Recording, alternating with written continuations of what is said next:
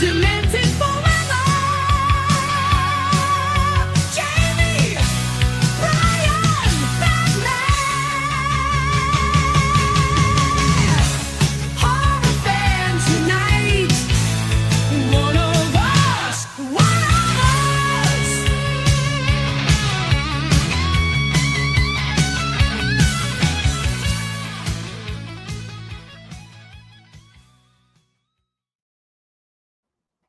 Welcome to another riveting episode of Demented Forever. We have a special guest for you guys today. Before we head in and introduce, please hit that subscribe button. Follow us on all social media platforms. But we have Mike Starr here today. Mike Starr in the house. Woo! In the house. Welcome. Thank you for joining us. Brian, the director, unfortunately has Cholera? He's got something. He's not feeling too well. He's on the mend. So Oh, poor guy. yeah, he's really so bummed about missing I this. just have He dry really- eyes. Man. Yeah, he really wanted to be here for this one, and just his intestines got the best So of you him, don't or want to whatever. reschedule or anything. Should we just do it, or you want to Yeah, reschedule? we're on. We're live. We're doing Okay, it. we're without here. him. Let's do it. And you're also you're always welcome back, because there's no way we're going to Thank you. finish with stories and talking to you, because you're freaking Mike Starr, and Yeah, you've been I'm very impressed folks, with myself. yes, as should be. I'm impressed. I've here are the more popular titles. You may recognize Mike Starr from my favorite mob movie, Goodfellas. One of my favorite comedies, Dumb and Dumber. He has been on The Office. He was in Bad Santa 2. He was on the show Dice with Andrew Dice Clay. Black Dynamite, one of my favorite comedies. The Bodyguard. God. Well, with, we got also a few things like The Bodyguard. Not that I have to give my resume. Bodyguard, they might know it. Dumb and Dumber. Even The Drunken Clown and Uncle Buck and Ed Wood, if you're a film guy. Yeah, You're on the right podcast Right, for there that. we go.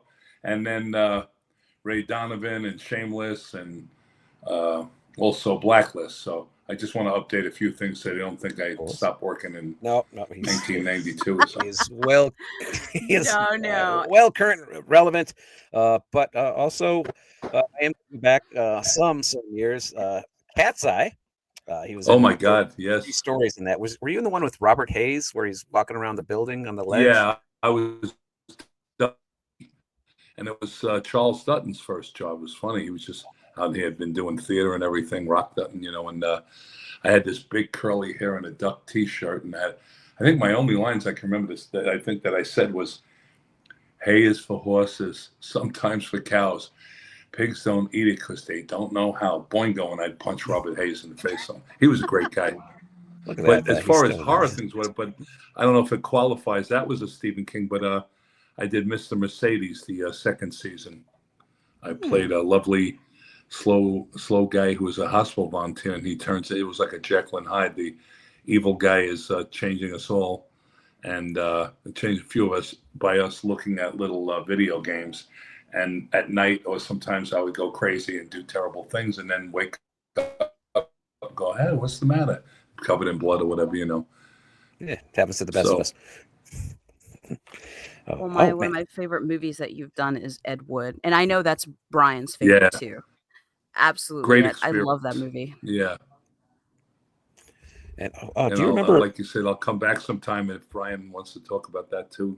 I'll talk about He whatever. does. So Oh, he He absolutely does. does. Actually, he wanted me to say this to you. As you, our audience, Brian is as a director, and Mike Starr was a part of a pilot called Group oh yeah, for Brian, and Brian was great, wonderful director to work with. Yeah, great. he's. I've worked with him a few times. He is a great director, and he was a lot of fun. But he wanted me to mention this to you. Brian quote says, "I was directing Mike Starr on my pilot for Group in the office. I kept giving him notes, and he said, 'I worked with Tim Burton on Ed Wood, and he had 0 notes for me. But you've got like 15.'" Oh, what a ball breaker I am! I figured he was I'm- my boss, and I could do that to him. Oh no, he loved it. I mean, that's like I think that's I one told of his the favorite story. memories. I was telling the story that one time Tim Burton just went, Mike Starr, I need to tell you something. And he comes running out. He was just such a wonderful person. He comes running.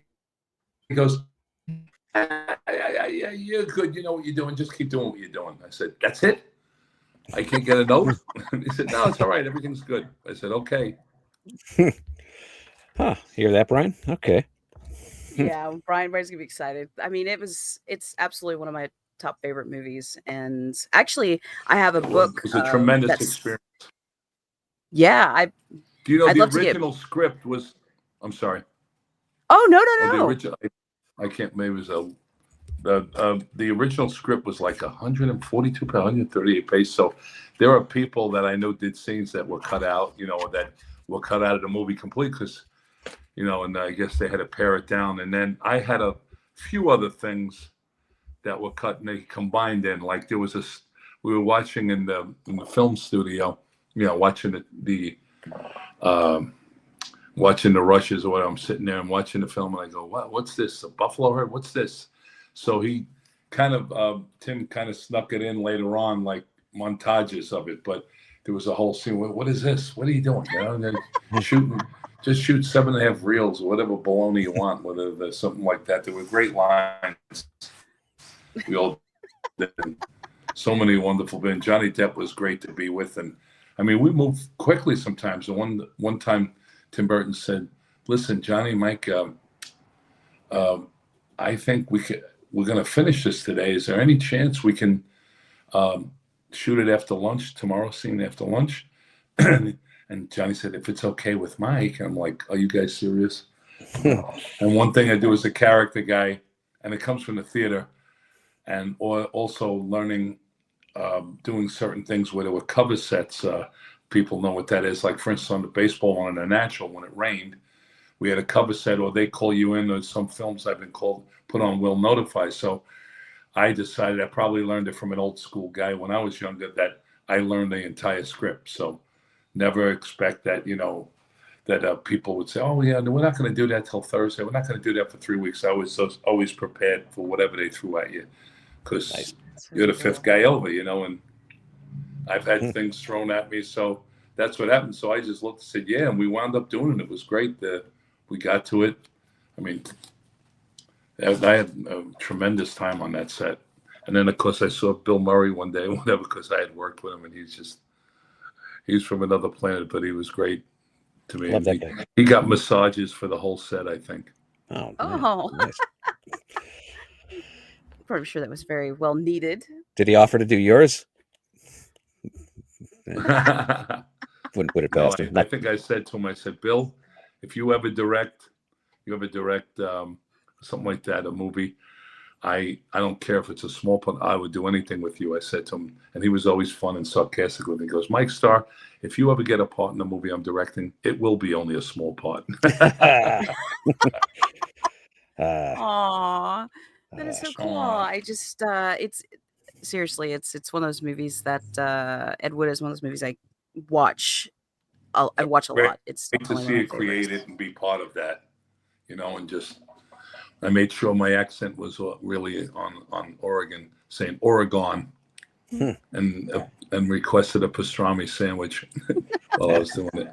Good request. Oh man, so you got to meet Martin Landau and his daughter Juliet. Oh, I had a nice talk. I had lunch with Martin Landau. Oh, there was some stuff and it made it in there. There was supposed to be things we were doing in the scene. I'm trying to remember when he shows up with the dressed Vern and he's having, I think, an argument.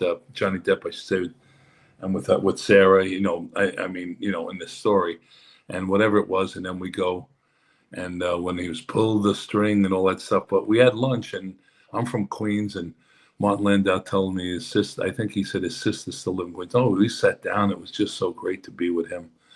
He was so down to just really interesting. We wound up talking a lot about New York and Queens and everything else, you know. Wow, I was always too afraid to approach him, and I regret that now. Right, I understand that. And but folks, Mike Starr is approachable, but just make sure it's cool. Don't interrupt if he's in the middle of something. But he's also a very down to earth dude. So, and you can see him at he's on the convention circuit. So take a look at your lists and go go grab a graph and A big get a help good to me. story. But So- he's right about interrupt. Sometimes, in this ADD world, that people start right in the middle of something, they start talking about something. I say, whoa, whoa, whoa, hey. Got that from my friend. So, yeah, sometimes I'm a pain in the ass. I actually had a chance. I've done some interviews, but I didn't realize that on talk shows they want, say what you can, minute, 2 minutes, this and that. I'm going, what? How am I going to do that? So, yeah, a lot of editing there. You got to self-editing. You got to do there.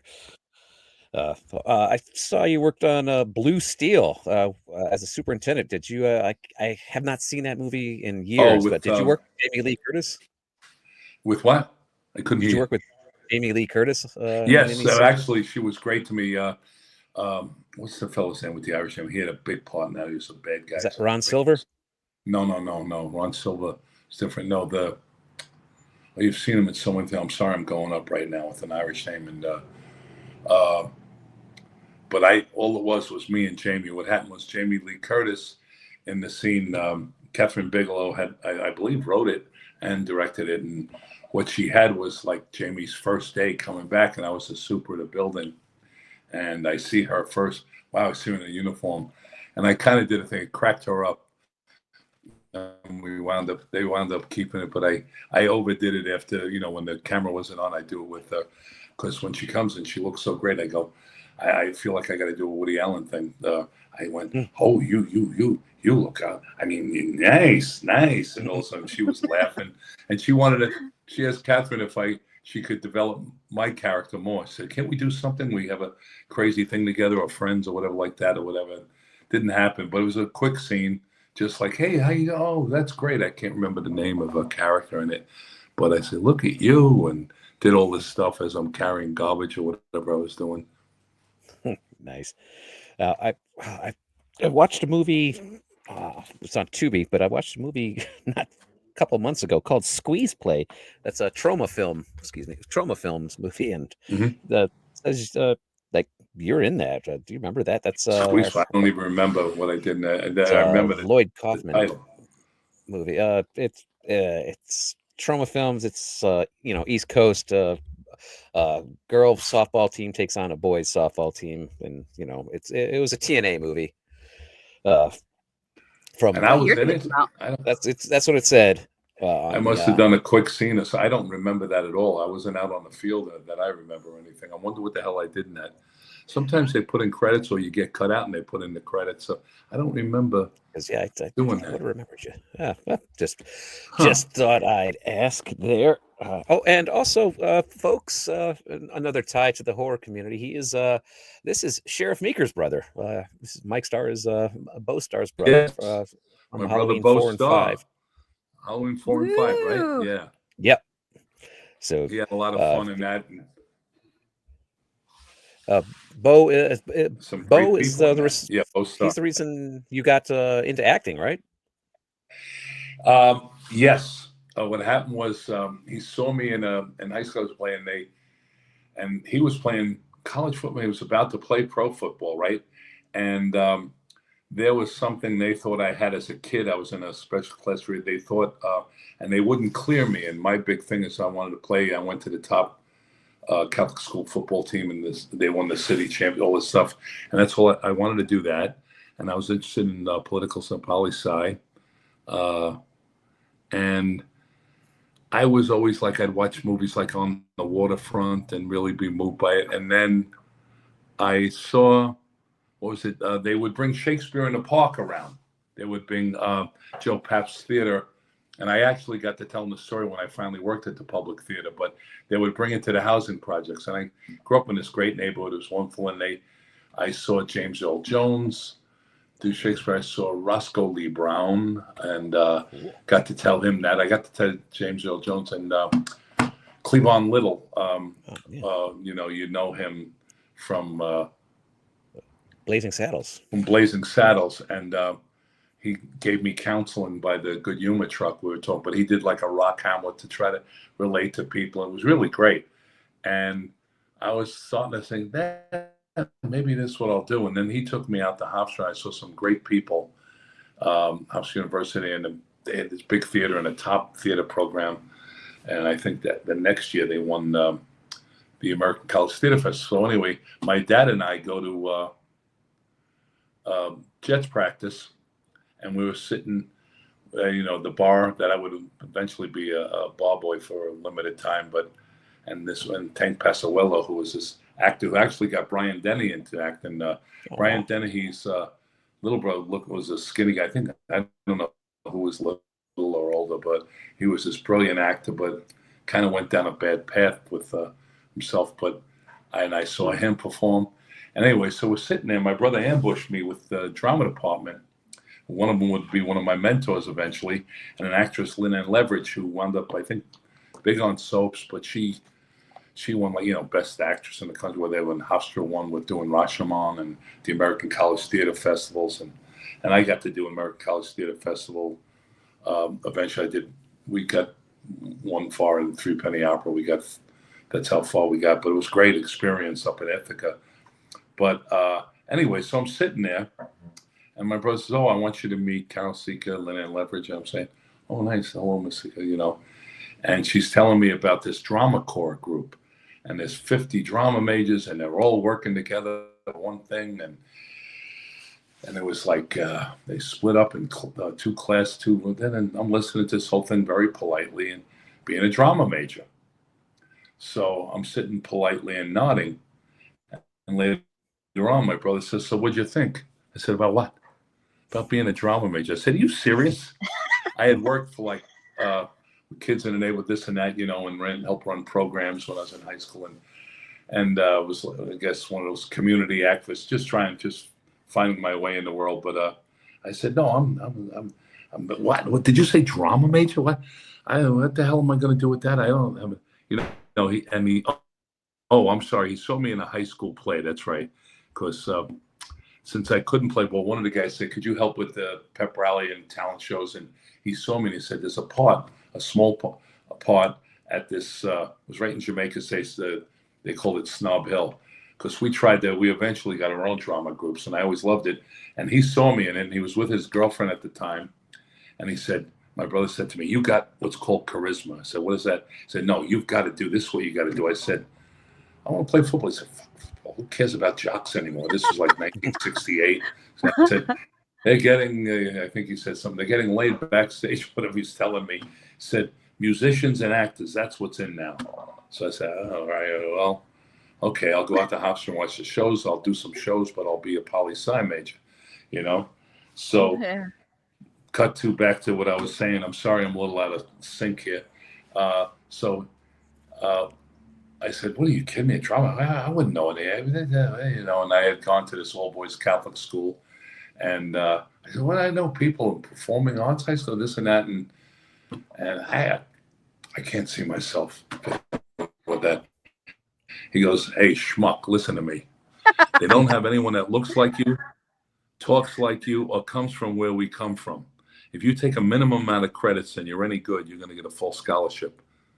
And the next week, there I was with all these beautiful people and co-ed and different types of people in dance tights doing a body movement class with Carl Morris. I'm like, run, leap, run, leap. And I wound up getting a full scholarship and staying four more years and doing theater, doing musicals, doing Shakespeare, doing everything. It was a great school, and there were great people. Dr. Mason got me, I used to do his film class, but he was a big theater guy. And Dr. Miriam Tulin, who had worked, I don't know if she worked in the Yiddish theater, but she worked in the group theater and early days of live TV. And one time put me up in front of the class and said, "He really doesn't need us. This Michael doesn't need to come here because he could work in film right now." I'm saying, "What the hell am I doing here?" And they said, "But he wants to do theater, so we're going to teach him. We're going to train him for theater." And I said, "Oh, that's cool."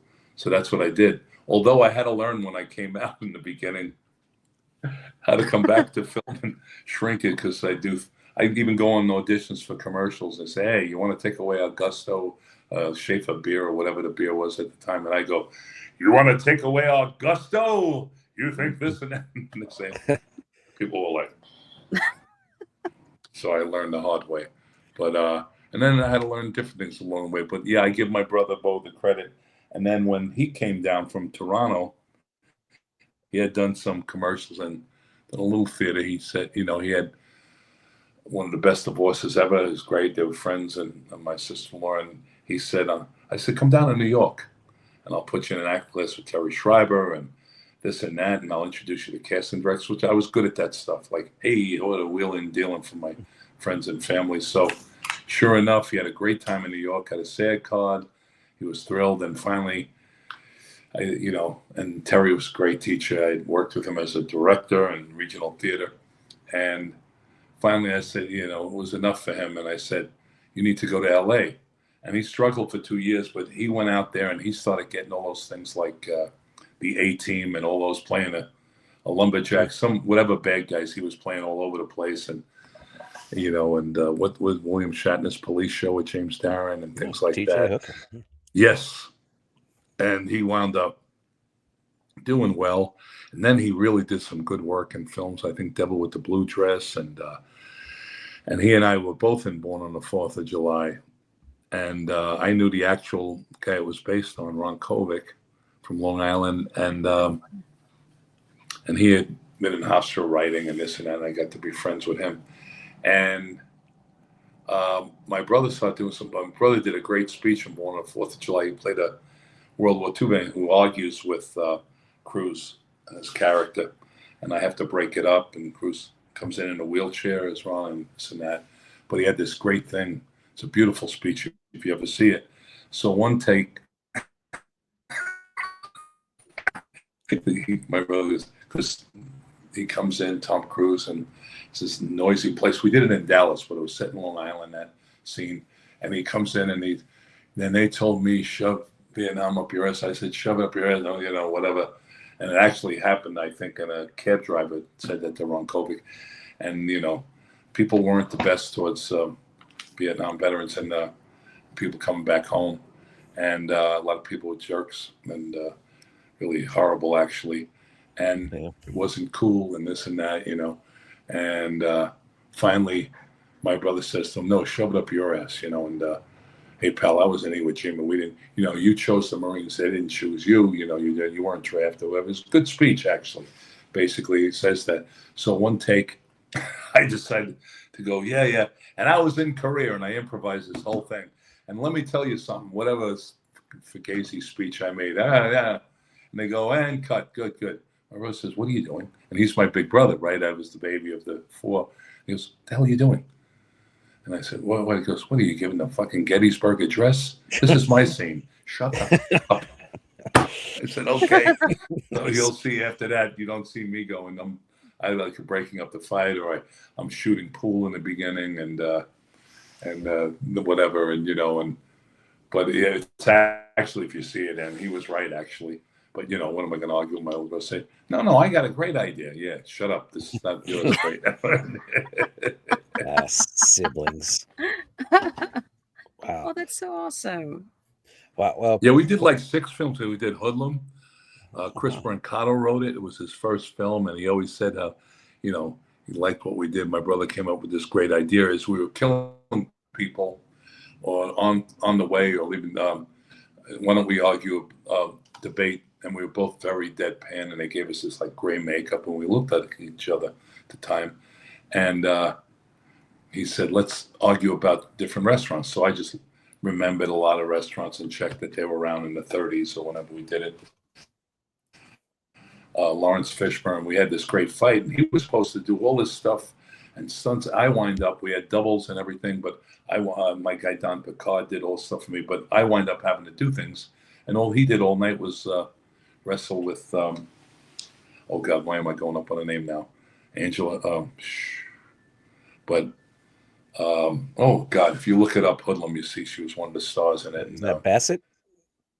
No, not Angela Bassett. No, you didn't look it up. Don't try to fake with me. Don't fucking bullshit like that. You better stop that. You better come together, Angela. No, I know Angela Bassett. Yeah, we have the same. No, oh, is that Bassett? No, I heard Angela. That's the only Angela I know. Yeah, that doesn't work. I'm sorry. Babe. No. Oh, love it. Over your shoulder. I heard Angela. No, if you look up Vanessa Williams, and she was great. You said Angela. I know what I said. I just told you. That's correct. No, you got to really.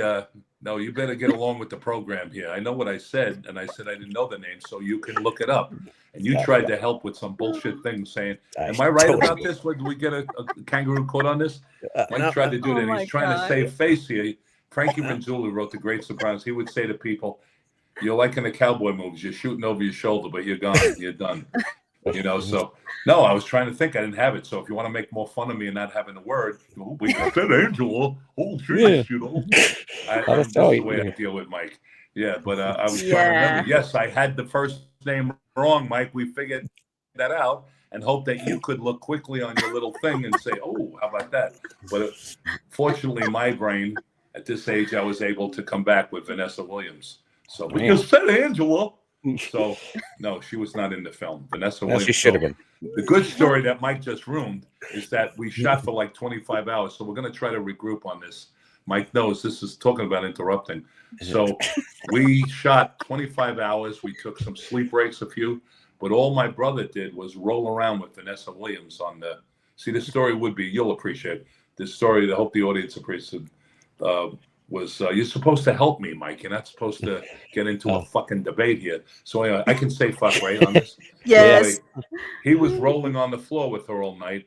I'm fighting Stunto Lawrence Fishburne and his Stunto with axes. We got axes. We got all these things. I'm breaking clothes. And then he was supposed to get shot by her. They said, "Oh, your noses look the same." I get my nose blown off, and I get shot in the face and this and that. See, it was worth it, Mike, if you just worked with me. Wow. So was it Angela that shot you in the nose? Me and my brother. Yeah, exactly. Keep trying. That gun is empty right now, and you're gonna just throw it at me over your shoulder. That's how big shooting blanks. So I have no mercy for him. He'll tell you that. Yeah. So anyway, hopefully the audience will appreciate this. But yeah, so that was Vanessa Williams, and 25 hours. I did, fighting, coming in with the knives, and my brother had a brilliant idea with the. And we came in, and Bill Dukes just loved it, and Chris Brancato loved it, and we laugh about it probably to this day, doing that scene, improvising it, and it was a lot of fun, and I actually had to sing falsetto in it. Bill Dukes had me sing falsetto, Silent Night, and while my brother Ice picked the guy to scare, he said, "This ain't Christmas, motherfucker." He says to me, and my brother killed him. All I did was deadpan singing Silent Night. Wow, I gotta check that one out. So that's that story. Yeah, we did about 6 things. We worked with Armand Lasante. I think it was called Trial by Jury. Wow. And oh man, you got to work with. Did you have any scenes with Queen Latifah in Hoodlum? No, not at all. Tim Roth, I did. Tim Roth, and because it was just us really, and fighting with Lawrence Fishburne and Vanessa Williams. And I'm trying to think who else we saw, but I remember Tim Roth. I know my friend Eddie O'Ross, he might have been in the scene when we meet with him and he sends us out to kill him. But really, we didn't see many other people. No. See, you're looking it up. You see, does that work? It does. Yeah, good job, Mike. That's all. Ed O'Ross. I'm counting on you. I'm leaning on you, and you want to argue with me. I do. Play Jeopardy. So, that's Mike the Bagman. Okay, so you got that scene with Angela, but Ed O'Ross, he was in one of my favorite '80s movies called The Hit. What was Ed O'Ross like? I've never gotten to meet him. Oh, I know Eddie for years. So you're talking about a friend. No, I know Eddie. We was all struggling together in the '70s. Came out of the theater, and actually, I recommended him the first time I did of Mice and Men, and he wound up replacing someone. And he was really good. Yeah, he's one of a kind. What did you like him in? A movie called The Hidden. The Hidden. Oh. And I think he was the bad guy in Red Heat with Schwarzenegger. That's what he was, Red Heat. See, I gave you the first word. I said red. No. Yeah, I remember. I remember seeing Red Heat. And then he. What's that? You're mumbling something. What are you doing? You criticizing me, making fun of me? What is he doing to me? I need your help here. So, just God, I'm telling you. And then what? He also did. He was on 6 Feet Under with Russian. He also did a great Turn the Enthusiasm because he does a great Russian accent. Yes. And very things that he's shooting. Yeah, he's very funny too. Eddie. Does he live out in the LA area? Yeah. So. He was great in 6 Feet Under. That's what I remember him from. He wasn't he? Yeah, absolutely. Really tremendous in that. Huh? Absolutely. Yeah. I had they had like trading cards that were signed by different actors that was released for Yeah. 6 Feet Under. And so I had the whole set for the whole cast for a Oh, while. wow. Yeah, that was really cool. So, yeah, and Eddie, yeah, because that's funny. And you mentioned the lead in that, the woman in that. I did these two films, A&E things, and Gene got sick. But Gene Wilder wrote these Agatha Christie. If you look at, one was called Murder in a Small Town, the other was called The Lady in Question. She was in The Lady in Question, and she was great. He had such a great cast of women in those two films, Cherry Jones, and you couldn't wait to get to the set with Gene. It was set in Stamford, Connecticut, in 1938, and she hadn't done, of course, this was 1998, and I hadn't done 6 Feet Under yet. But that's the kind of people Gene cast on that. Joyce Chopra was the director, and Fred, trying to think, was produced that, but we worked together on Law and Order. Oh, wow. Yeah. Yeah. He's a big Law and Order fan. Yeah, because you've done SVU and Criminal Intent too. And also the pilot for Law and Order, I did a small part in as a truck driver. But I did 4 Law and Orders. And one time I said to Dick Wolf, "Come on, I want to do the show." He said, "No, 4 times. What the hell else you want?" So I said, "Yeah, it's We right. need more Mike Starr. Yeah, we did Chicago. My friend George. It's a great story, but he's a close friend and right-hand man since Michael Jordan's rookie year. And it's funny how they met and this and that. And George told me, Michael's a big Law and Order fan. And, I've been able to have lunch with him. This and that. He says, big Law and Order fan. We were on the road and he called me in. He said, "Hey, your guy Mike is on right now. Come in here." And it was where I was the cop who wound up being the murderer and the bad guy and framing the kids. So George goes, "Oh, Mike's finally getting to play a good guy." He goes, "Stick around, George. Come here." And actually, Fred, why am I going up on his name? Because he was Fred Berner, and he was a producer, great guy, and he had done all things. We had the greatest times together. So he came back and told me we had to cut stuff. We should have made it a double episode, 2 episodes, because there was all this other stuff. The scene with the mother of someone who had it was the preppy killer was on, and the whole, was that Robert Chambers was in the preppy murders, and also the when the kids, they said, were framed for the Central Park 5 or whatever, was that it? Yeah, it was that you're going to do that. Right? Yeah, no, that was Criminal Intent, I think. And Vince D'Onofrio told me when we were doing film, he says, "Mike, that was the coldest day I ever had filming on Law and Order." I remember we were in the snow in Central Park, and I was like starting to squint because it was so bright out, but it was freezing. I put on about 4 pairs of socks, thick socks, and I had these Mephistos, which they'll agree to repair. My friend Teddy Cheese in Chicago said, "You got to get Mephistos," and I had so many socks in there that I broke the shoes. The shoes broke off. Yeah, and they. But I remember, and he started yelling out in Central Park very complimentary things about me. Vincent, he's quite a character. He's a great guy, and I wound up working with him on a film in Detroit. We filmed Kill the Irishman, and he's a wonderful guy, but he's one of a kind actor too, So yeah, Law and Order is just great. We didn't have anything like that in the late 70s and the 80s, And I think the Law and Order I did, the pilot was maybe 90 or 91, I don't know. Yeah, I'd do a quick scene with George Cizunder and Chris North, but some guy called me up and said, "Oh, that was an important scene," and he wanted me to do the podcast about it. I said, "Geez, but I forget what it was about, if it was about the 90s or whatever he wanted to do." But I wound working with the DP who became a director, and they had all these theater people and Broadway people and everyone on the show, and you'd see everyone, you just feel like everyone had to get at least one Law and Order. And SVU, that was what, the early 2000s, I think, and I remember my daughter was just married, my youngest was just married, and they had 4 different directors, and famous man who did Duty Kravitz and Weekend at Bernie's, and my friend George's friend here. We just lost him about 6 months ago. Oh no, and I'm going up in his hand. But I was talking about someone in New York that worked with him, and I can't remember. Some of my conversations with the travel and everything, I can't cross catch. But that's Ice-T was so great to me. I've worked with him a few times, and Chris Maloney was so helpful. It was crazy. I worked 4 days on it. Reason got sick with this and that. 4 directors.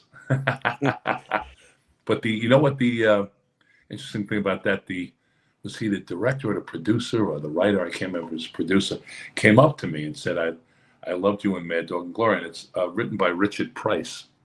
And Richard Price is one of the greats.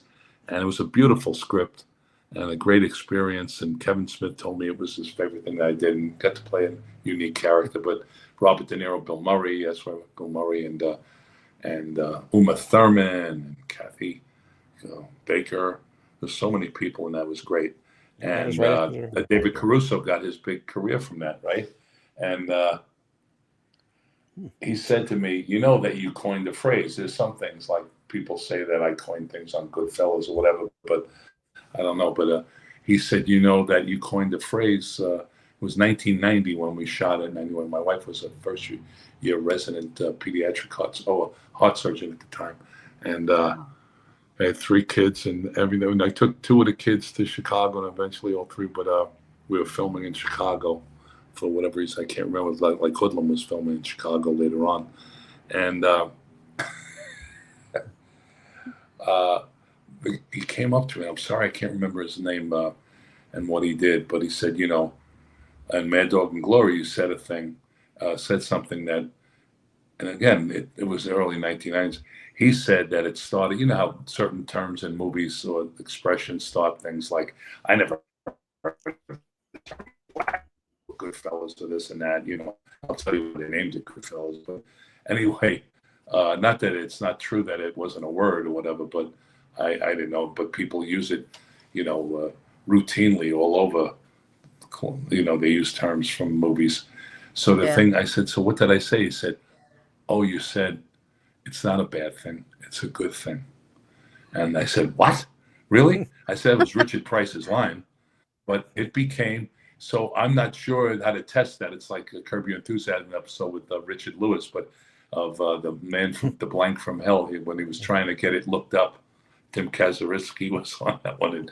And he said, no, we want to patent that. He's the one who should get the credit in the book of records. And I said, it's not a bad thing. It's a good thing. I still hear people say that all the time. No, it's a good thing. It's not a bad thing. It's a good thing. But yeah. I don't know how true that is, but he said it. I didn't say it. And I remember, I don't give myself, you know, credit like in Goodfellas, when I say it's totally untraceable. I was just making a term, but people say, well, you know, there was an expression, a surf thing, and Sean, where are you, Mike? Sean Penn. Sean Penn says totally, man, totally, right? But I said no. I said it as a modifier, totally untraceable. And people, I don't know. Some people said, "Oh, that started a lot of people saying it's totally crazy. It's totally this." But I don't know how true that is, you know. But there's expressions in movies that people just start taking, and they don't even realize, and it becomes part of the lexicon, as they say. Absolutely. Right saying that. Yeah, we got totally from a movie, horror movie called Halloween, which came out in '78 with PJ Souls. What's that?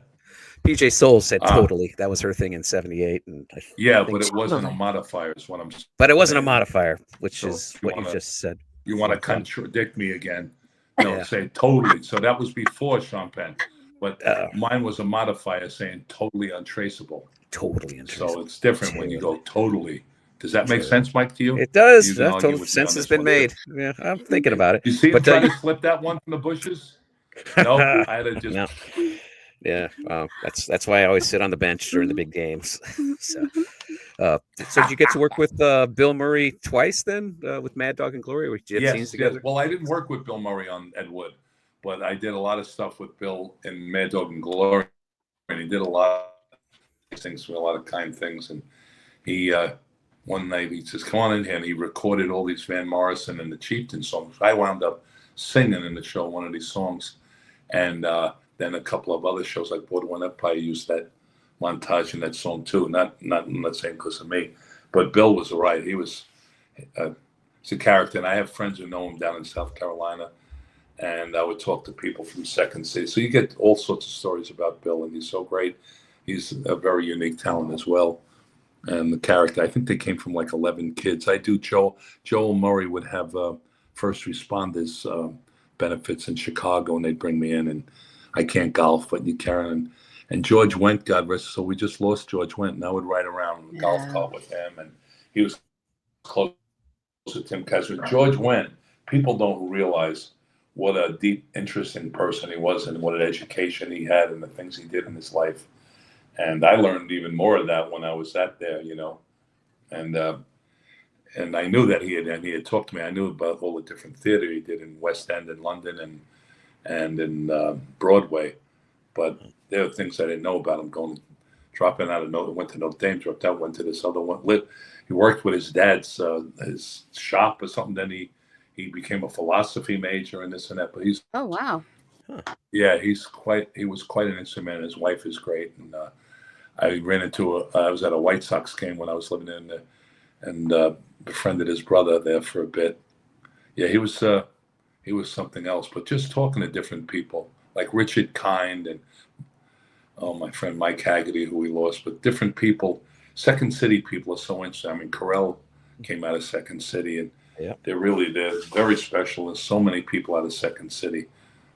And if you ever get to see Farley, the one on Chris Farley's documentary, my friend Pat Finn knew him, and they're very interesting about Chris Farley's life, the things he did anonymously and quietly, really kind things, and volunteering in place of charities. Then, it's tough when you watch these guys men and women that die way too soon, Yeah. That's one I remember exactly where I was when right? I heard. Is that right? When I heard he died, I was just a No mile kidding. down All on joking Michigan aside, Avenue. I don't always give him a hard time. I'm sorry. Really? No, yeah. Where were you?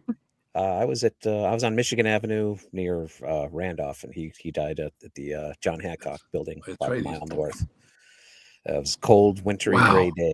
And it broke my heart. Yeah. No, absolutely. And I met him only once in Santa Monica, Mike. And but you know that I was only giving him shit because we're friends. Because I deserved it. John Everybody Candy, gives Mike crap. John Candy. When I remember Frank Rinzulli, the guy I mentioned that wrote, you see him in the documentary Sopranos, called me up and he said, "Mike Starr, I got to tell you, your guy died today, John Candy." I said, "No." I was up at Columbia Presbyterian because my wife was a resident there, and I was getting my eyes done for the first thing. Vision. I think I was doing a vision or a hearing thing there. And I remember, just like you say, standing in a place looking down over, and found out way up there in Upper Manhattan. When I played the drunken clown in Uncle Buck, John Hughes gave me some. I had a fight with Candy Sunderland, and they cut it out. And if I remember correctly, John Hughes said to me, and I should have put it in. I should have put it in, Mike, to fight him, but he gave it to me. And John Candy's beating me on the butt as I'm crawling on the frozen grass in January in Chicago, and he's beating me on the ass with my big shoe. But John's so great. Man. And what happened was they flew me all the way out. If you remember, Mike, when I get hit in the nose and I go, they flew me all in and get this really nice amount of money. And here I was, my wife was still in med school, and I remember when they gave us audition for the same role, a creepy guy in a bowling alley, and I'm at my oldest daughter's class, it was Parents' Day, and I was watching, and I'm learning the lines. I get on the subway and I get it. But when they brought me out all the way to LA so I could go, that's it. And I brought my friend Frank Rinzulli, and no one knew who he was, but John, he hadn't even written anything yet really, or like big, stuff. And Candy was so cool with him, the two of them. So we bonded, and Frankie was the one who let me know. That's something. Yeah, Chris Farley, you got to, Mike, if I know after that story you tell, which is very touching, seriously, no, all kidding aside, you've got to watch the documentary on him. You will not. I mean, I was sitting there. I will. Well, I loved Farley. I Pat loved Candy. Yeah, and Pat Finn Yeah. was a wonderful actor, but a superhuman being. He gets interviewed, and they talk about days at Marquette, close with his brother Nick. I met Nick at one of the. It's Nick, right? His brother Nick, because he's got so many. But Yeah, at one of the first responders, family. It's a big family. I don't recall. Yeah, and he's very talented. He was on Curb Your Enthusiasm as the theater. He was the exterminator, you know. But he was funny. But they're so very similar, of course. Yeah, Chris Farley. Oh, you see all this stories about him at Second City, and it blew me away. And how he did it, and they have footage. Yeah, you gotta watch that now. They have footage at Second City, which is something else. I wish I studied at Second City, and I just missed all of. Oh, you did really? I missed all of my idols. It doesn't show in my personality. No, not at all. No, I can see how funny I am. Yeah, I got the timing. No, I can see you perfectly. That's a great step. But what people do you remember? Anyone? You know, we were there in Chicago. Joanne worked at the University of Chicago. She worked at USC in pediatric heart. So I mean, after many years of training, she went back to.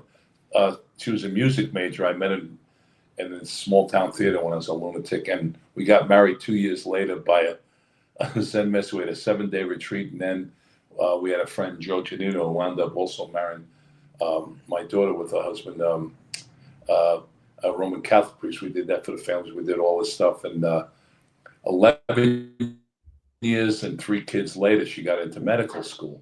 So she knew that Chicago was my favorite place on earth, that in San Francisco at the time. And she got a job at UIC and then University of Chicago, which is something else, in pediatric heart surgery. She did in cardiothoracic surgery. And we lived there, and I loved it. But I was there, I think, I worked in the 90s a fair amount, 99, and from 99 to 05 we were there. And I remember going to Bulgaria for Black Dahlia. And people said, "Where do you live?" I said, "I don't know, because my wife got this big job in Jersey for a while. Now she's at the Children's Hospital of Orange County." But I have no idea where we're living, because I just left, and she's moving to Jersey and going to find a place for us, you know. Mm-hmm. But I always like to tell the story of how I watched on Goodfellas that whatever, we lost a sitter, this and that. And my wife had a finals in 1989. And I can remember it was the week of May 15th. And I went to the second AD, VB, was Victor Borger Jr., if you know who Victor Borger is. And he was really a good guy, VB. I think he hated show business, but I came up to him one day. I said, "VB," because my wife said, "Don't worry about it. It's too big an opportunity for you. I'll find someone to watch the kids." I said, "No." So I go to VB. I said, "What are we doing on the week of the 15th? He said, "The wedding scenes." "Why?" I said, "You need kids?" And he goes, "Yeah, you got them." So my son and his friend and his friend's mom, who was from the area, knew a lot of the people that were on the film, as either background or bit parts of this and that. And my youngest daughter, Nicole, who was 8 at the time, sat on Lorraine Bracco's lap. Nice. And Lorraine, who's like one of the finest people ever, taught her how to count to 10 in about 10 different languages, right? And she thought all the characters, she was 7 or 8, you know, and my oldest, who's an assistant principal in Chicago now, she was 16 and she wouldn't take a day off because she was so dedicated to school, you know, and we had the 2, and my son was just like, you know, they said, "Don't look in the camera." And he thought it was funny to look at that. I said, "Would you stop?"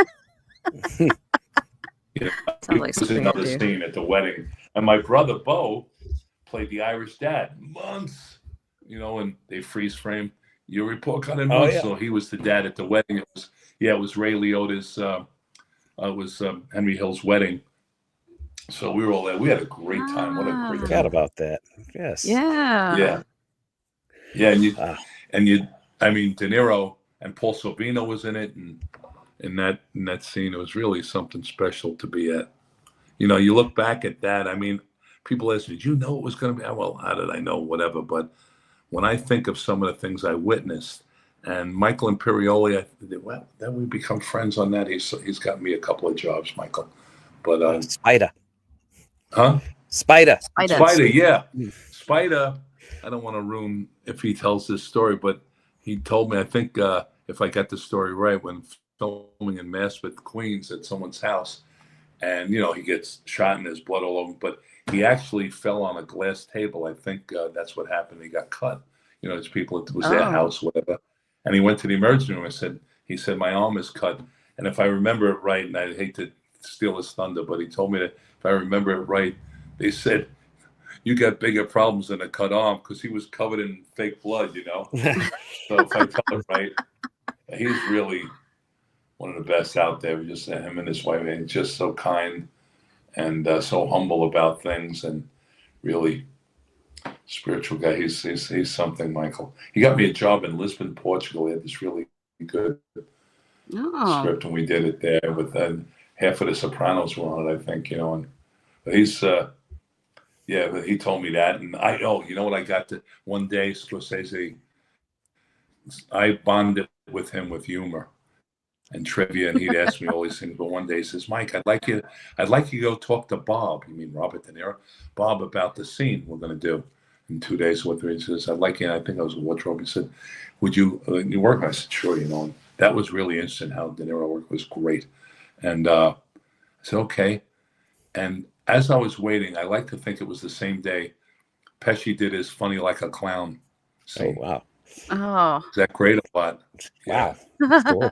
Yeah. Speaking of clowns, Jamie has a letter written by her husband Pat that's to be read to you.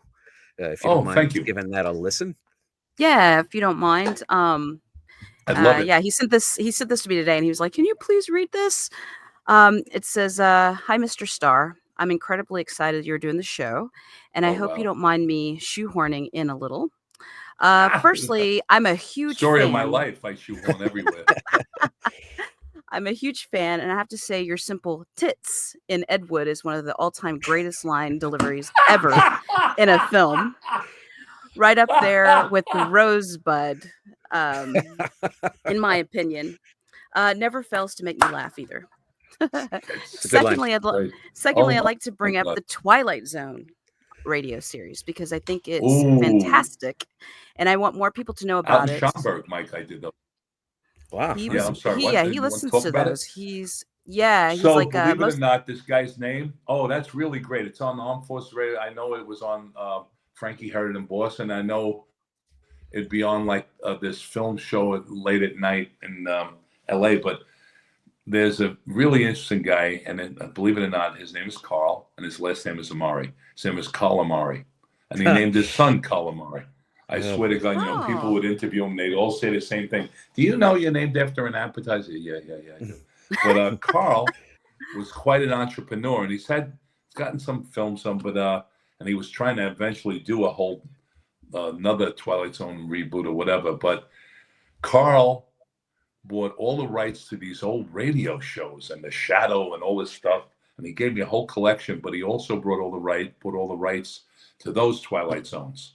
So what we would do, he would bring like me and a lot of them, and you'd see people like all the top voiceover people in Chicago going on. Chris Stolte has a big role and big series on Chicago Fire. He'd have all these great people, and I would do sometimes a lead or sometimes a group, and say like Jason Alexander or Kate Jackson from the original Charlie's Angels, they would play different characters, and we would film around it.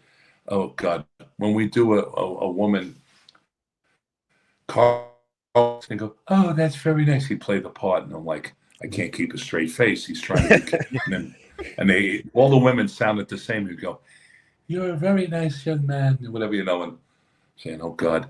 But we had a lot of fun. He'd cater it. We go out to, Mike would know this, Schaumburg, which is a big suburb out in, the suburb. And we had these studios. And I'm trying to think of the guy, who we lost about a year or two ago, I was mixed up if he was the dad in Home Alone. I mixed him up with someone else. John Hurd. So. Yeah, and he would show up like with slippers and a bathrobe sometimes or whatever. You didn't know if I have the right guy, and very nice. But he was unique, and I remember doing some low budget film with him, and he was really interesting, good guy, but an offbeat, you know. But we would do that, and I remember the first time I did it, I did two sessions, and you know, he's standing there. What do I know? The next day, I felt like I played a football game or something. I was so sore from standing in place, you know, for 8 hours on and off, but you're not thinking of it. And he would cater us great. And I wound up doing with Stacy Keach and some other wonderful people. Carl got the rights to the King James Bible or something. We did 2 different Bibles or whatever, and he sold the audio books. But the Twilight Zone, I would watch, of course, at New Year's for years, and I'd say, "Oh shit, the Jack Klugman one, Man with the Horn." I call up Carl. Carl, you haven't done Man with a Horn yet, have you? Can we do Man with a Horn? He said, "Yeah, yeah." And the other one, Jack Warden, I did The Lonely, about a guy falsely exiled in the future, falsely exiled to a planet, a robot woman as a companion, you know. And there was so many. I mean, Rod Serling. I did in the mid '80s Requiem for a Heavyweight. I had a small part. John Lithgow, Davy Proval. They got these awards. If you know Davy Proval, Davy Proval, also on The Sopranos, but so many great things. And not realizing Rod Serling wrote it. His widow said he always wanted to do a Broadway show, and we got there, and I think the New York Times said it was dated or whatever, but John Lithgow, it was so great. And you'd hear Rod Serling's lines, and you'd see the similarities, you know, just listening every night. You did similarities to things that he wrote in The Twilight Zone. And I believe he was in the Airborne. There's a few things. He was a Unitarian. I find out all these things about him. But my friend Tom Wright, who became a great director and actually sketched, he worked with Hitchcock, but if you ever see Night Gallery, was after the Twilight Zone, and their paintings become to life. Tom did them all. There's 2 people there. I think he's Thomas G. Wright. There's also an actor, Tom Wright, but Thomas Wright, who I knew, I worked with, and was on Seinfeld as George's boss. But Tom was learning from Rod Serling, and he just was one of the greatest. And when he was on Apocalypse, Tom had reluctantly did things in the Special Forces, I guess in Southeast Asia during the Vietnam War, and he was a sketch thing, and but also helped choreograph the famous the end. And he told me how he showed me the sketch of what he thought Marlon Brando was supposed to be. It was a little different, you know, and just like ripped, really driven guy, you know, and Tom worked with Serling, but tell your husband, geez, it was so much fun. And like I said, most of the time I had a part, you know, and he'd throw us some good cash to do it. And then sometimes a smaller part, and he'd send me a limo in Chicago. I was living right around, like around Lincoln and Armitage. There was where North Orleans is a short, small street, you know, right off the Lakeshore Drive, and I just couldn't wait to do it. And I'd call up and he'd say, "Yeah, that sounds great. Let's do this." "Oh, Mike, I need you to play the psychiatrist." So sometimes when people ask me if I'm a doctor or in situations, because I said, no, they wouldn't even let me play it on the radio. And then finally I went, "Hey, I got to play a psychiatrist on the radio." I mean, he just got so much appreciation for it. I don't know, Mike, if you know these Twilight Zones or ever even told you. I'm not, but it's great. Yeah. Sounds awesome. Love the Twilight And you know, it was Zone. interesting because there's a lot of Twilight Zones, or there's a fair amount where you need the visual. And it was amazing how some of them would, they would describe it or something like that. It was great. He had all top people from Chicago. I mean, trying to think of this other guy who was big. Voice people on stage. I shouldn't just call them voice people. I'm sorry, but you know, at the time it was a big, you know, it has such a great theater community in Chicago, and he would get the best. Wow. Yeah, I had no idea. They're available on YouTube. That's where Pat listens to them. Did you finish? Oh, really, Jimmy? Yeah, that's where he listens to them. If you do your favorite, and I would get to ask him my favorite shows, you know.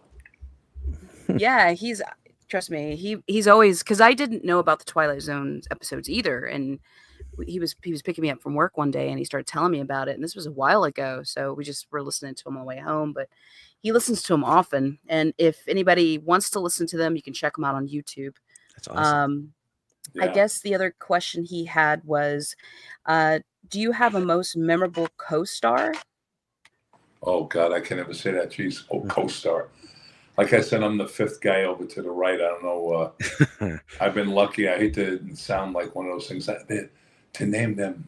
I can, it's just. I mean, I got Third Rock from the Sun because John Lithgow gave them a copy of Ed Wood to watch me in it, and that's how I got it. It was supposed Nice. to Wow. be a recurring. I mean, and De Niro, Dustin Hoffman to work. I mean, you've worked with him. Gene amazing. Wilder was. I've been lucky to work with people. Yeah. If you saw the Woody Allen movie Zelig, I feel like Zelig sometimes, where I just show up in places, and Gene Hackman. I mean, and I got cut out of that birdcage, but Nathan Lane got me the show on Broadway when Brad Garrett wanted to leave after a few months. He just wanted to do a few months, and I got to play Murray the cop and just watching Nathan Lane every night. And Matthew Broderick, who I hung out with, just, I feel like if I answer that, I mean, I get to work with John Voight on Ray Donovan and, and Bill William, on Shameless from Chicago, and he was something, or Spader. I mean, watching him work and how considerate he was of people, and even my character, making sure my props were right on Blacklist. I mean, so how do I say that? Like, put one thing. I mean, I got to be one of the ball players. I can't play ball. I'm the natural.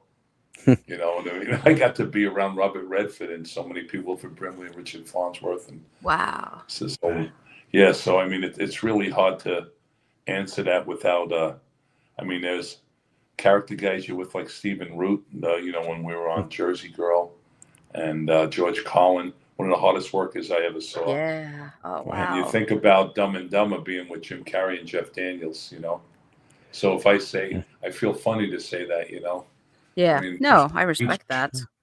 Each person, and I feel like I'm giving a laundry list or a resume here. I don't mean to do that, but geez, I'm sure there's more you could tell me. I mean, look, I'm with Johnny Depp, and you asked about Martin Landau, meeting him. You know who was interesting when I worked with Dustin Hoffman on Billy Bathgate? Do you know who Stephen Hill is? Stephen Hill, I believe, he was on the original Law and Order when they had to go.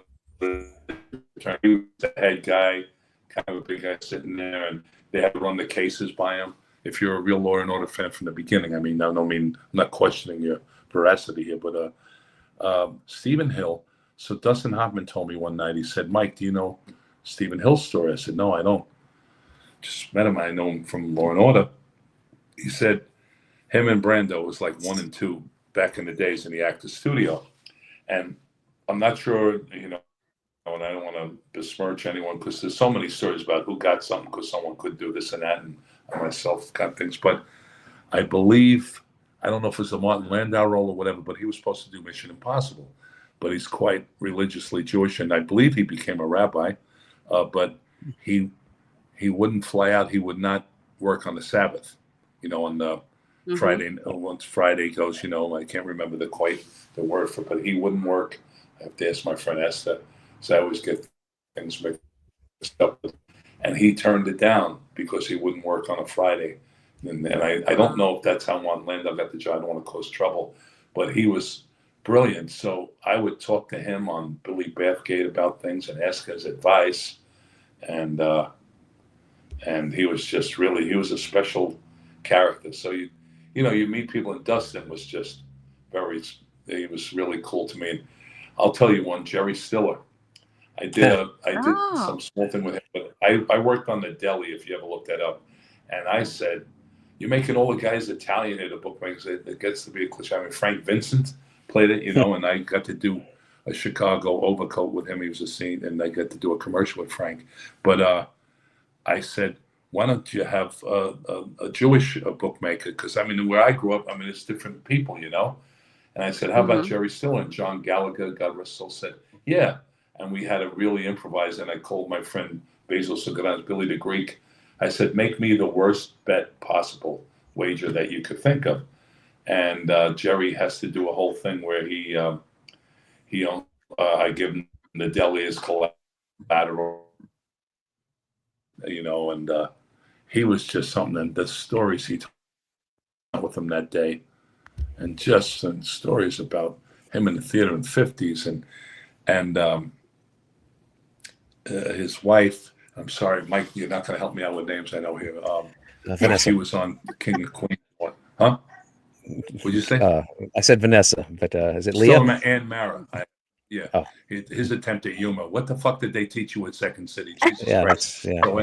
And I was show not a little class. respect here. So Ann Mara. No, still Ann Mara used to be on as Mike Nichols and Elaine May were on the. Ed Sullivan was a really activist, progressive, all these good things he did for people, but people thought he was just this stiff guy. He had the Beatles on, but he would do some of the bits for me that they did. And when I was on Ed with Tom Cavanaugh and Michael Ian Black, and we had so much fun. Julie was on that, right, from Modern Family. There were so many good people on it. And we would laugh. And I got to work with Ann Mara was a guest on one. And I did some of the things he taught me, like they would do this thing about hate. You don't know the hate I have for you. I hate you so much. I was, oh, yeah, I hate you. Finally, would say, I hate you so much, I hate your ancestors. It was like really a classic New York humor. I'm sorry to bring it on. Let me just, I'm not going to grab, just hold on a second. Mike Starr, everybody. Mike Starr. I'm sorry. It's my grandson calling from Chicago, but I don't want to interrupt everything now. I didn't realize I had the ringer on, so gotcha. I'll get back to him. Okay. But, Thank Mike, you for. what am I going to do? Start take 10 minutes, and so yeah, we'll listen. I mean, it's not like my last time I'm going to talk to you guys because you're so nice. We'd love to have you back. But I love breaking his balls, and we got to get Brian too, right? Oh yeah, you're doing a great job because breaking Mike's balls is kind of what Brian does. So you're filling in. That's it. See, Jerry Stiller wrote me a letter. Dustin Hoffman wrote a nice thing to me when I did Billy Bathgate with him. I played him, and that was a great experience. I played Enforcer on something, and Mike Nichols wrote something. I was cast. Ellen Lewis, the great casting director, put me in Birdcage, and we did this.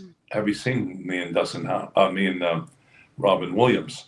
And it was funny and this and that. But I played a guy. There's this friend that knew him before he came out of the closet in the story. So Mike Nichols told me, so we'd like you to do this. I rehearsed. I got to meet Gene Hackman and this and that, all this stuff. And he said nice things to me. And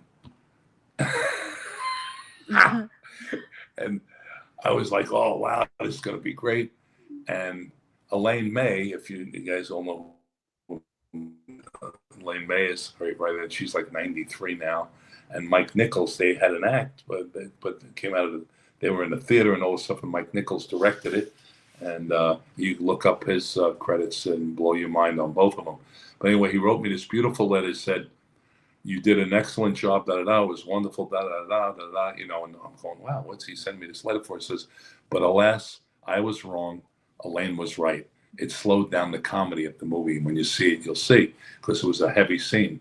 It was funny, but heavy and hot, warming about us both talking. I was kind of a clumsy speaking guy to him about being gay, and he comes back and he says, oh yeah, no, I wouldn't want to. And we had this really cool scene, but Mike Nichols said it just wrote, but he wrote me this beautiful letter, which I saved, my wife saved. And so to keep saying like, oh, I know I'm obsessing about this, but then I start telling these stories and I realized, I had lunch with Nathan and Robin Williams. And I just said one thing about what was the Disney when they really started doing about Sacagawea. What was the is that Pocahontas? The Native American, with John Smith or whatever. Pocahontas. Pocahontas. And I said, boy, a lot of times I don't try to be funny. I'm saying something and I'm sitting with them, and that's the only thing. I just listen to them mostly. But I said to Rowan, you know, it's so realistic. It's ridiculous. So I see young guys going in and people going into the theater. Might excite people. I was trying to do it as polite as possible. Oh my God, he did 10 minutes on people doing various things in the movie theater too.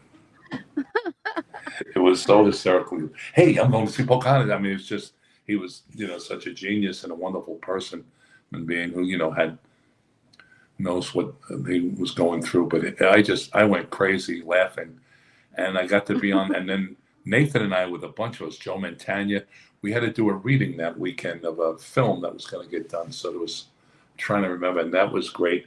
And I think from that, maybe Nathan recommended me for the Odd Couple. So you get cut out of some things, but down the road, they come together, Yeah.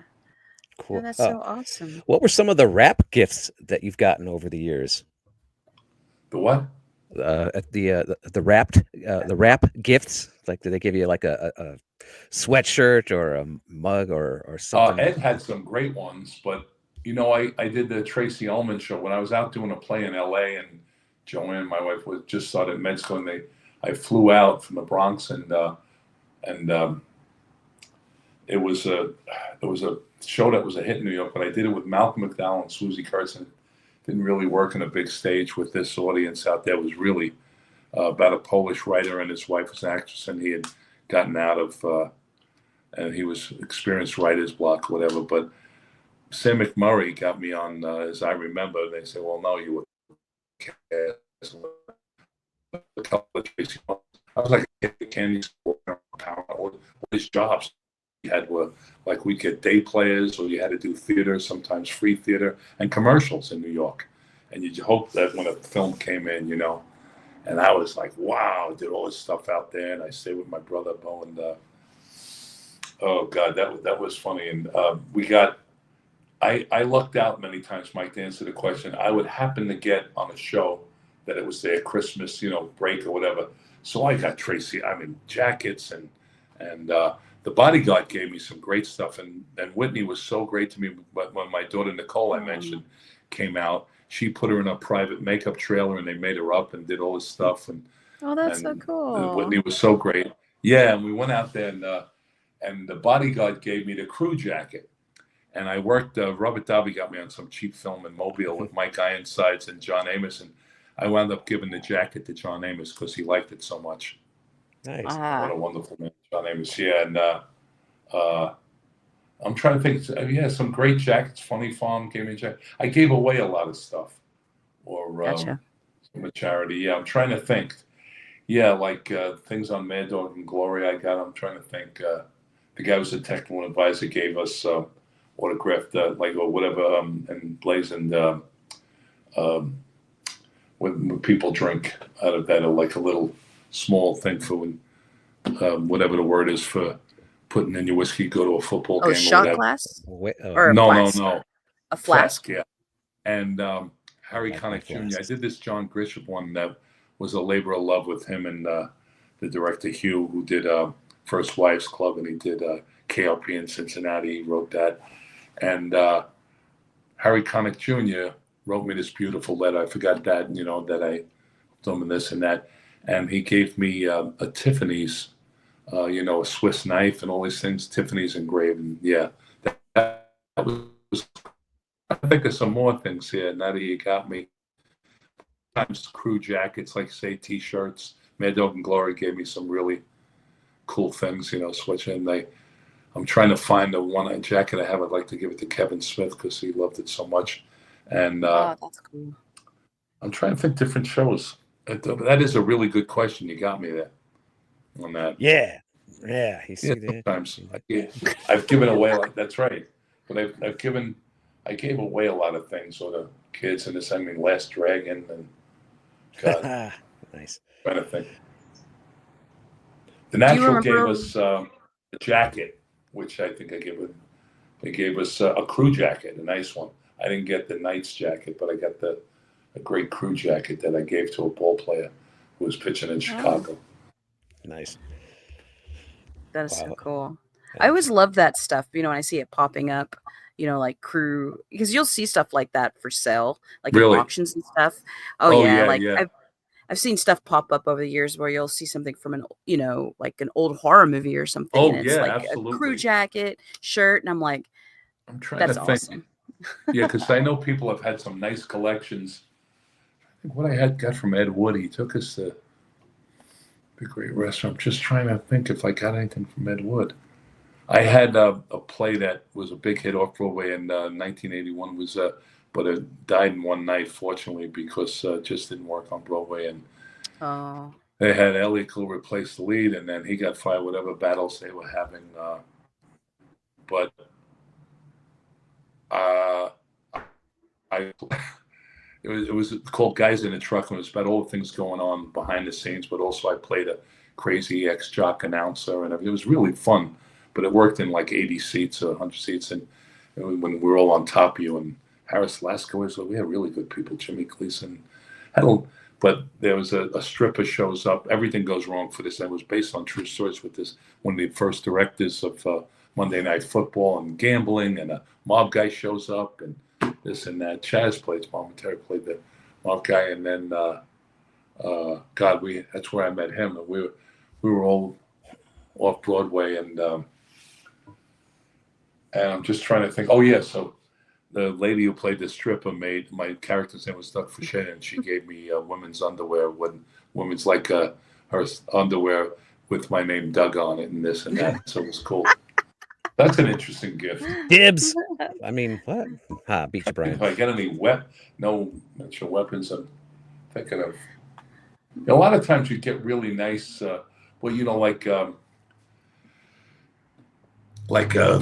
paper hole, and this and that, and all these cool things. And I'm sorry, looking at time, I want to make sure I call people before a certain time. Okay. But we're good. I'm not looking to run off you guys. no, we appreciate you coming and hanging with us. No, this is great. I love it. I mean, I want to make sure I know I answer really long, and only because me and Mike are friends, I'm giving them a hard time. There would be other people that would just say, no, that's okay. Oh, thanks for letting me know that. Oh, but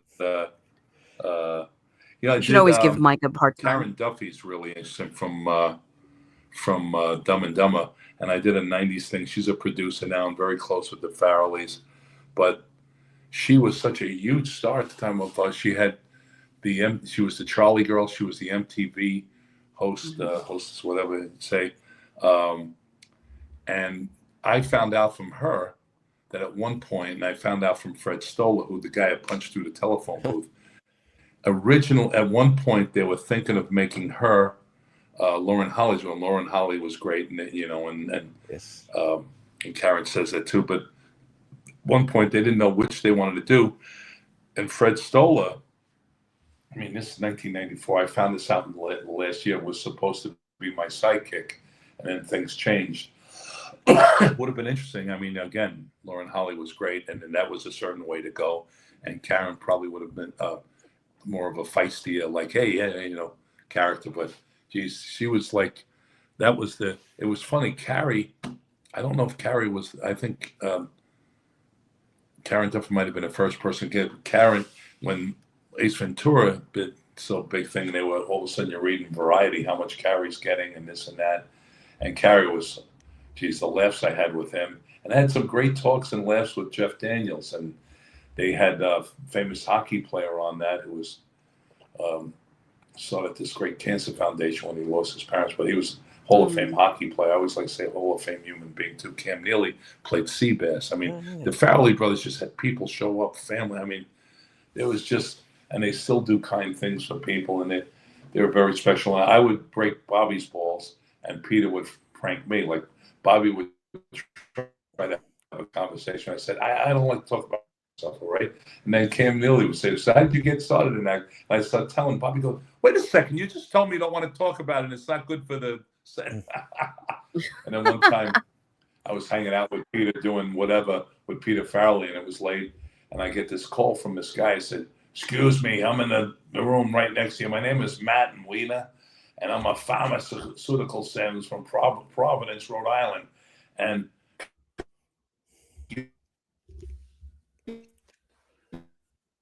I think we We're losing you. lost you. I think. That was Oh, every day on Dumb and Dumber. we tell that lost story that much. story, Mike. We lost. We can you? I'm sorry. Can you tell the story again? You Oh. froze up and we missed it. Sure. So I was hanging out with Peter Farrelly, and we were laughing and doing all and loud and whatever we were doing in that room, you know. So we're just yucking it up, and I get a phone call on the hotel phone number. It said, "Excuse me, my name is Martin Wiener. I'm a pharmaceutical salesman from Providence, and I'm trying to go to sleep here. Would you mind keeping it down there with your voice?" I said, "I'm sorry. No, my friend left. It's all right. I apologize." And Peter goes, "Mike, it's me. It's Peter." Nice. That's something I would do. Hey, Mike, has anyone approached you about like doing a documentary or like a half-hour show? Yeah, where you just some tell people are stories? writing a book. Yeah, we'll see sometime. I hope you do it, man. We'll I'd love see. to see it because you got Yeah. awesome stories. Yeah, we'll see. I love actors like you. Friend of mine. Who've, I like telling it. I guess, you know, someone said make it confessions of a character actor or whatever. Yeah, that's great. Yes, exactly. Yeah, that would be amazing. I hope I'm not leaving out anyway. I learned on The Bodyguard from Kevin Costner, and he took my character, and Mick Jackson was a wonderful director, and it was Lawrence Kasdan's first script, actually, The Unearthed, you know, and I saw the character a certain way, and Kevin came up to me, and he said, he actually told me everything that they were going to do, and he really was consistent. He said, "Oh, Mick, we need Tony to eat carrots in this one." I'll say no carrot. And he said, "We're going to start out, all of you with Whitney said, you're going to be sloppy, and you're going to be, we're not going to get along, and then we're going to have a famous fight." I mean, he didn't say famous, a big fight. "And then you and I are going to become friends, and you're going to get very professional, and you're going to start out, and the audience is going to think you're an asshole, and they're not going to like you. And then they're going to fall in love with you, and fall in love with you when you're going to be a woman, and you're going to be professional." And he inserted all these things and all these improvs in for me to do. And Frankie's friend told him in Boston, he says, "Hey, your friend Mike Starr, I saw him in that. He started out like a real asshole, but boy, he turned out to be a great guy, and we all loved him." And I said, "That's exactly what Kevin said was going to happen." So he's no dope. Yeah, well, he's trying to make up to you for taking that best picture from Goodfellas. Oh, God. Yeah, Dances I know. with Wolves. My friend Norman Howell, who coordinated The Bodyguard, he did Dances with Wolves. He did the whole Stampede and this and that. Yeah, I always thought that was, yeah, I mean, Goodfellas was one of the best films ever made. I'm not knocking Dances with Wolves by any means, No, but yeah, that's funny that no. he put it that way. But I thought it was his, I mean, if I say it's Scorsese's best film, someone say, "Oh, what do you mean? He got the Academy with that." But, and I love the one he just did, the dream with the Native Americans, with that, I can't think of the name, but that film you know what I mean? Killers of the Flower Moon. Killers of the Flower Moon. Yeah, right. Beautiful. I love that. Yeah, that was I really owe him a good. letter. I want to write him a letter and tell him how much I loved it. And he had me for 4 callbacks, flew me from the set of Funny Farm, but I had 4 callbacks for Last Temptation of Christ, right? And I really tried to do standard speech, which I can do with my guy Brian Rose coaches me nowadays. I do different dialects and things. But he felt that, he told my brother, he said, "I really wanted to use your brother in Last Temptation." Oh, that's my wife's message. Oh, Lord. That's the special ring I have when she's working at the hospital, you know? He said, he said to my brother, he said, "I wanted your brother, but him and Harvey Keitel sounded very similar, you know?" So they went with this wonderful guy, Victor Argo, who played Peter, the apostle. And he said, "He came so close, I want him, but, you know, Scorsese is so specific and detailed." He said I felt he sounded too much like Harvey. I didn't want them clashing together. Not us clashing personally. I worked with me too. He's fascinating human and brilliant actor, and he said I knew that I was going to use Mike in my next film, and I wrote a letter to Ellen Lewis. I've never done that before or since, and I wrote a letter to her, and then I was all ready. I did all my research on French, and little did I know that I was going to get the part anyway. I learned a lot on the set from the guy who played Frankie Carbone, Frank Sabero, and from this detective who, I don't know what his story was but they told me a lot about Frenchie, and I just tried to combine it all in 5 minutes, It was an improv I did, and Scorsese was hysterical. My brother said, oh, he's laughing. But Thelma Schoolmark, the Academy Award-winning editor, said, Mike, you made it up into the fourth cut. Marty didn't want to cut it, but when you see how specific the editing is, I spoke too long in it. Instead of bing, bing, but I dragged something out. And if I would have known, I would have done a quick ad lib, improv, whatever. But you can do that. We did a lot of laughing. And so I believe it. I believe it. So what else can I do? You can come back on anytime. We have to have you back especially with Brian. Fantastic. We're gonna let you get to your wife's message. I don't want to. Yeah, that's right. Her waiting. Probably something about a package outside I gotta get, or like, are you okay? How's it going, or whatever? How'd you do with the doctor? Say whatever, which I did great. But I know we already touched base on that. So, it's been nice. I hope I had enough good stuff, but I got plenty more that I'd be glad to. Absolutely. So yes, please come back. So tell your husband I really appreciate. I'm not talking to you, Mike. I mean, that could come off misunderstood if I say tell your husband. But if your husband, I would marry Pat about the Twilight Zones. It's very interesting, and they were really well done. They were nice and fun to do, and he was just running out of the scripts. I said, is there any way you can do this one? That might, but great stuff. Yeah. So it's cool. I'm glad he appreciates that. Yeah, absolutely. And I'll tell more Ed Wood stories next time. And so kind. Yes. Thank you. Cool. Thank you very much. Ladies. All right, Mike, did I do okay? It's outside of breaking your bolt, but I do that anyway. Yeah, as you should. I deserved it. I deserved it. He does. He always deserves it. We love that. That's part of this show. Mike Starr, everybody. He'll be at the Hollywood show in Burbank, California, in September of 2025. So if you're in the area, the 7th or whatever, something like that, visit him. Everyone keeps check out his table. A free story comes with the autograph, and all right, that's right. Oh yeah, you see how much I talk there, right, Mike? Yeah. Jeez. So you're gonna get your money's worth, folks. So he corrals me and does all the business. So there. Mike, thanks very much. I met Rock there. I'm gonna work with her. Yes, cool. She's an ass kicker. I met Margaret. Remember I told you that story? I had to leave. So Malcolm McDowell. I wish I could have stayed. I love doing those things. They're fun, and we gotta meet up at that one bar restaurant you mentioned that I couldn't make. Yes, over there by Warner, the Smokehouse with my friend Gerald's. Yeah, we'll do that. Yes. I promise. All right, kids. Sweet. No party out there tonight now. Thank you so much. Take care. Bye. Big Peace out, everybody. What do I? Thank you. Oh, that was awesome! What a great time! What a great time with Mike Starr. I love it. Just been, folks. Just go on Netflix. He's in everything on it, so if you won't miss him. He's in something. Everything. I have to get him in my Ed Wood book. I don't think he's in there, and I need to do that this time. I forgot to give it to you the last time when you were doing the Hollywood show. Well, he'll be back. We'll figure out a way because it's a Saturday, and that's CreepyCon weekend. So CreepyCon weekend. Got it. Well, maybe I can. Because it's okay. I have this book that's signed by I guess it was like one of the hairstylists for the film. It belonged to her. And so she got some of the cast to sign this book. And my husband bought it for me because I had seen it from a bookseller at a book convention, believe it or not, in Glendale. And it has Johnny Depp, Martin Landau. I'm trying to think of who else in there, just a couple of the other actors, but it doesn't have Mike Starr, and I need him. That's we can make that happen.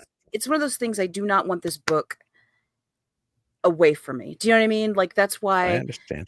I don't send it to anybody because I could have sent it to Brian at one point to get him to sign it, and then obviously I don't mind giving it to you because you live close by and I can hunt you down and kill you. But no, you know what I mean? I don't really want it to go travel too far because that's irreplaceable if something happens to it. But this was a very fun show. Mike Starr's great. And I hope you check out some of his stuff. You know, visit him at the Hollywood show. And yeah. That was fun. And that was a great time. Already want him back on the next show, but we'll see. Fucking Brian faking I know. being stupid cholera or mumps or measles or bubonic plague, whatever the fuck he has. Again, but he'll be back. So you got that to look forward to, world.